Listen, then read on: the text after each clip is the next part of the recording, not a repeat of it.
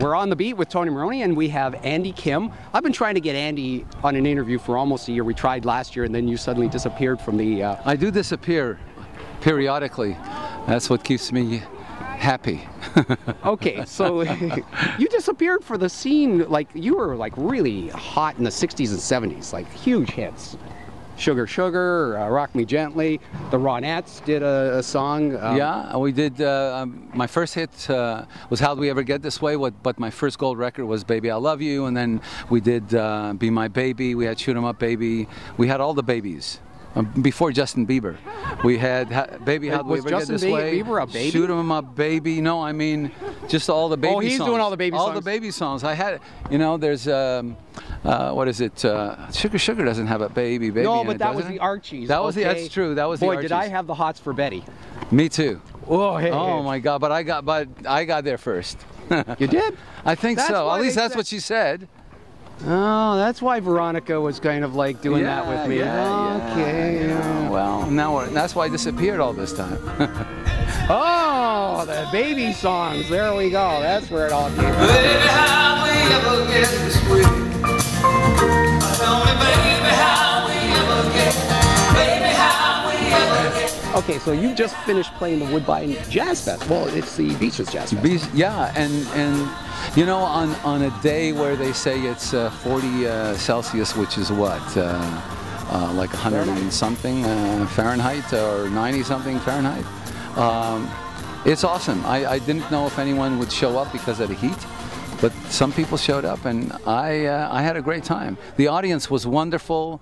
They were singing with the songs. When we got to Sugar Sugar, everybody, you know, felt 16 again, I guess. I was actually going to sing along with it, but I'm a diabetic. I didn't want my blood sugar to... I don't know if you heard, like, I was a diabetic and I can't really sing that song. Well, if I'd have known that, I would not have sung the song.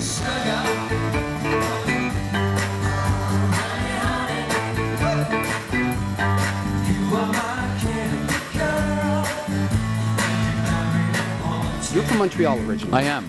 And you live in Los Angeles. I do. Which every rock star. Every Montrealer who went to school and had his books in his hand would freeze waiting for the bus. That's what I did. So as soon as you find warm weather, I went to do the Dick Clark show for the first time, and I got picked up at LAX, and it was like, oh my God, this is brilliant. And I knew, I mean, it's a desert. I knew that this is where I belong. So after my New York days kind of New York is a lot like Montreal. Yeah, so quieted down, and I thought, okay, well, yeah, I'll go and see what happens. And I went, and I've been there since. And you went to school, the same high school as Gino Vanelli. I did? Oh, you didn't know that? Oh, you know, okay. I don't. Well, you did. Okay, well then I did. You know what's interesting is that a lot of that time is a blur. You know, someone once said if you remember the '60s, you know, you weren't really there, or something to that nature. But it wasn't because of that. It's just I'm really I guess an artist that is just in the moment always. So I never really look back. When someone reminds me that... And you never went to a high school reunion?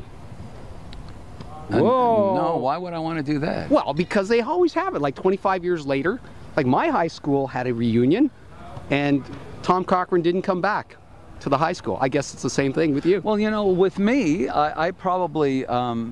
hey, my high school years are also a blur, because I kept looking out the window dreaming about doing this. Oh yeah, well, you know, nobody, you didn't necessarily, I was there, and I thought I was a decent student, but I don't have memories of those.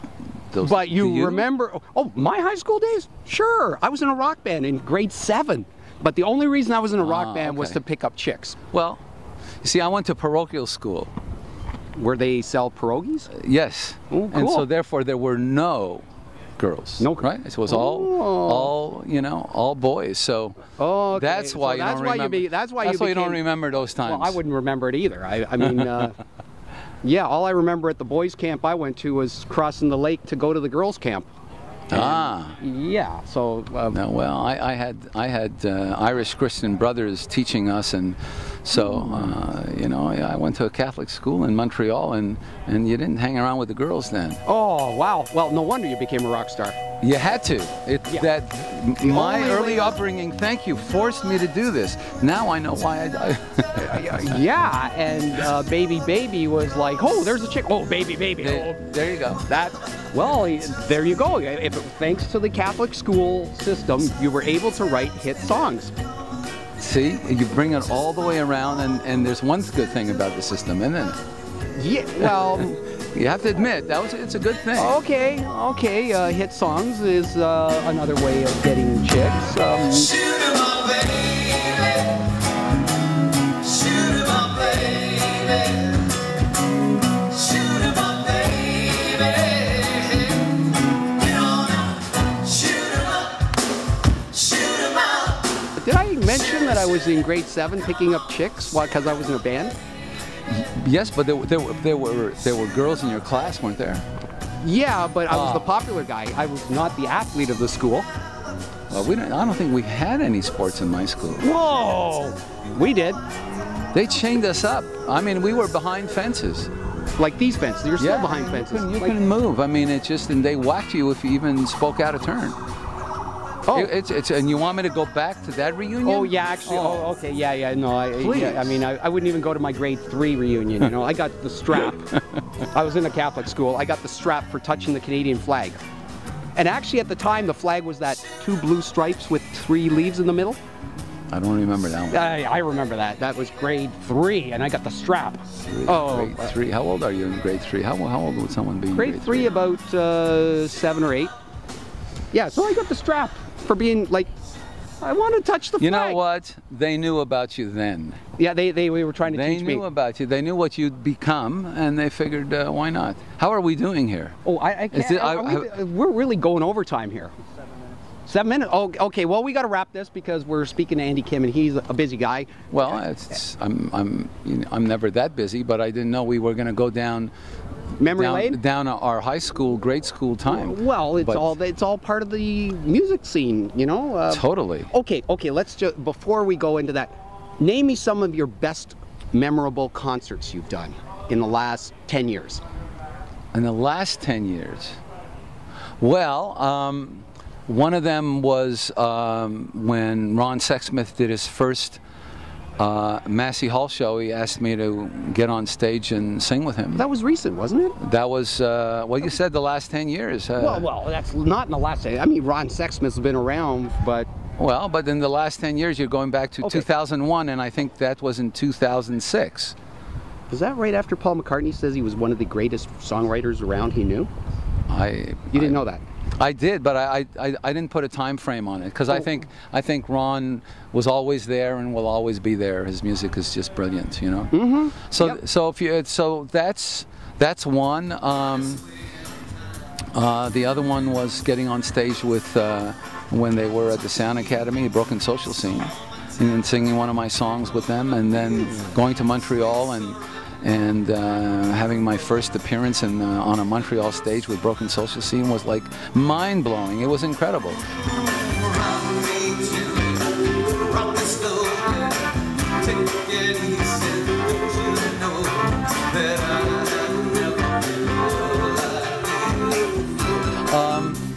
What about the Ronettes? Like, what about back in those? Did they ever invite you to come up and sing along? No. No, but I you know, obviously I had the opportunity to be around Phil Spector, and I think his work speaks for itself. Wall of Sound. And Wall of Sound. Ronnie Spector, just a wonderful, iconic figure. Bill Medley and Bobby Hatfield, the Friends, and Bobby's not with us, but I still think about him often. Brian Wilson, who was here not too long ago. So I've been lucky enough to have been around some people that have been part of the tapestry of pop music around the world.